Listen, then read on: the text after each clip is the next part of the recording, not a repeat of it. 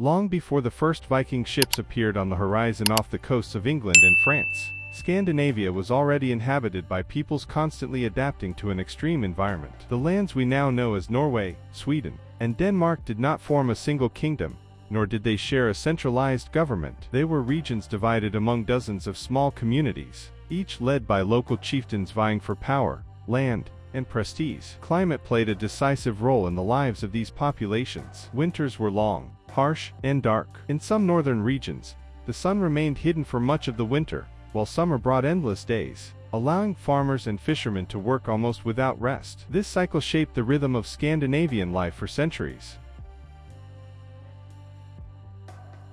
Geography also profoundly influenced these societies. Norway's coastline was indented by immense fjords, arms of the sea surrounded by mountains, which made overland travel difficult, but offered excellent maritime routes. Dense forests covered much of the territory, providing abundant timber for the construction of houses, tools, and, later, the famous Viking ships. Rivers and lakes served as natural highways, connecting communities that would otherwise have remained isolated. Despite the challenges, Scandinavian peoples developed a diversified economy. Agriculture was limited by the climate, yet they still cultivated barley, oats, and rye. They raised cattle, sheep, goats, and pigs, ensuring a supply of meat, milk, leather, and wool throughout the year. Fishing was a primary source of food, particularly cod and herring, which were abundant in the cold northern waters. Hunting deer, elk, and wild boar supplemented the family's diets.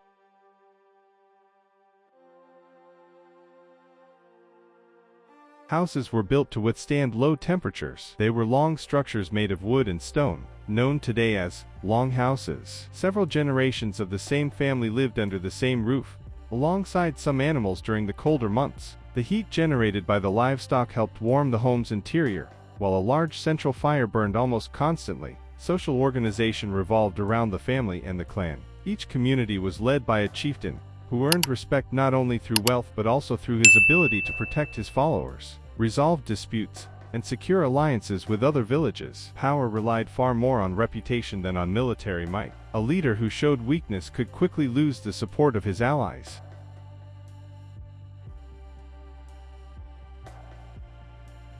Local assemblies, later known as things began to emerge during this period. At these gatherings, free men discussed conflicts, established trade agreements, adjudicated crimes, and decided on matters of importance to the entire community. Although far removed from modern democracy, these assemblies represented a relatively organized system for resolving disputes without immediately resorting to violence. Trade also played an increasingly important role. Long before the great Viking expeditions, Scandinavian merchants were already traveling along the shores of the Baltic Sea, exchanging furs, amber, iron, honey, and enslaved people for precious metals, jewelry, fine fabrics, and goods produced by other European peoples. These journeys allowed the Scandinavians to encounter different cultures, technologies, and maritime routes that would later prove crucial to their expansion.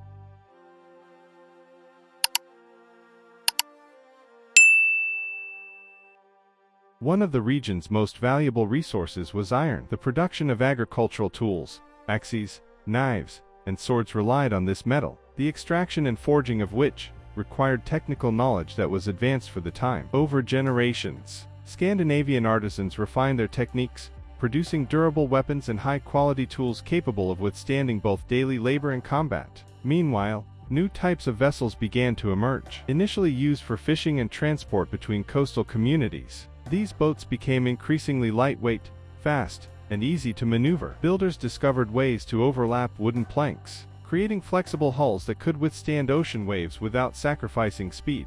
This seemingly simple innovation would completely transform Scandinavia's future. At the same time, the population was growing slowly. As more people vied for fertile land and limited resources, conflicts between neighboring villages intensified. Young warriors sought wealth, prestige, and opportunities they were unlikely to find by remaining in their home communities. This pressure for new lands and sources of wealth began to shape a mindset oriented toward exploration. Stories told around campfires reinforced this adventurous spirit. Entire generations grew up hearing tales of heroes, monsters, unknown seas, and gods who rewarded the brave. In these narratives, Courage was the greatest virtue. Dying with honor was preferable to living in cowardice. These values would be passed down from generation to generation, forging a culture deeply rooted in the prestige gained through extraordinary feats.